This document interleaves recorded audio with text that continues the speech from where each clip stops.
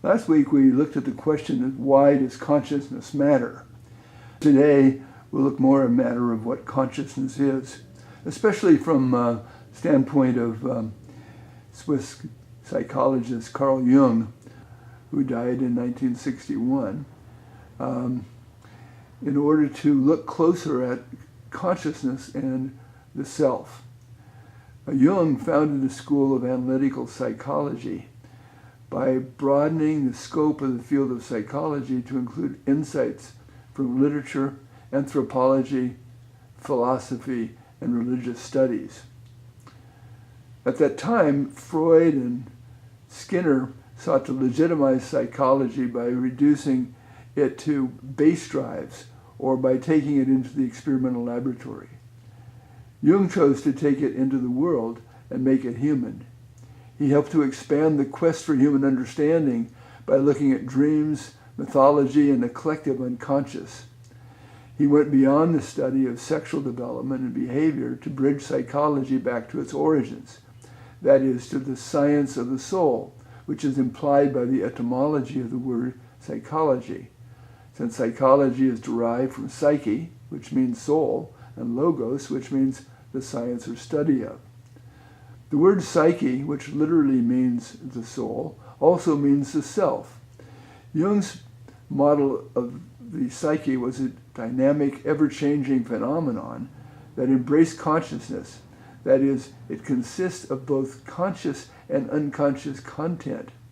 He saw the personal ego to be embedded in this rich field, where the unconscious becomes conscious through dreams, personal reflections, and life experiences.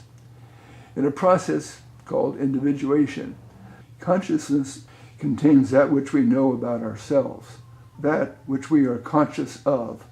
Consciousness also contains a deeper knowledge of the self, that which we are yet to know. We call this our personal unconscious. Jung said that to be whole, we need to explore our personal unconscious through life interactions, dreams, art, and myth.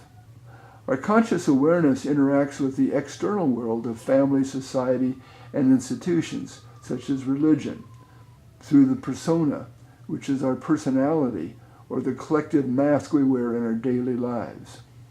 As we negotiate our childhood, we develop an ego, which is the reality-oriented mechanism of the psyche. It helps us to chart a course through life as we reconcile the spontaneous desires of the senses with the restrictions placed on us by our environment, our parents, and our society. Growing up, we encounter a constant battle between our spontaneity, Freud called this the id, and the parent messages that are implanted in our mind. It's Freud's superego. We also have an inner world in which our unconscious interacts. Jung found in his study of dreams and his travels to study other cultures that all humans seem to share a connection at the deepest unconscious level. He called this the collective unconscious, which contains basic human patterns, which he called archetypes. He saw archetypes as these patterns and images which are our psychic counterpart to instinct. From archetypes emerge our common cultural expressions in images, symbols, and patterns. The anima and animus are two such archetypes. Jung saw the totality of unconscious feminine, the anima, in man, and the totality of unconscious masculine, the animus, in woman. These one-sided developments for men and women sets up a challenge for humans to integrate their unconscious attributes throughout their lives so they can tap into their full potential. Just as the ego plays an important role in the conscious, the shadow plays an important role in the unconscious.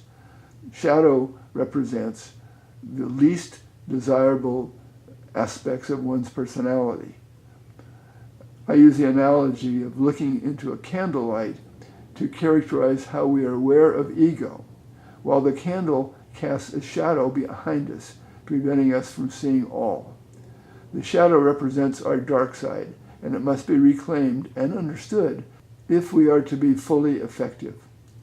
We tend to project our dark side onto others, which prevents us from becoming whole and manifesting our personal power. Jung gives us somewhat of a paradox when it comes to self. He says the self is at the center of consciousness. He also says that the totality of consciousness is the self. I'll leave that for you to reconcile.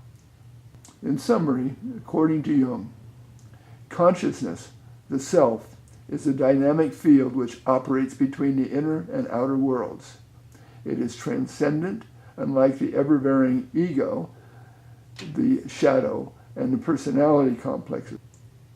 Individuation is a process of integration and wholeness, which gives us the freedom to become a full human being. It is the wise center of consciousness that is aligned toward the actualization of life's purpose. We will use Jung's notion of the self throughout our remaining exploration of human development.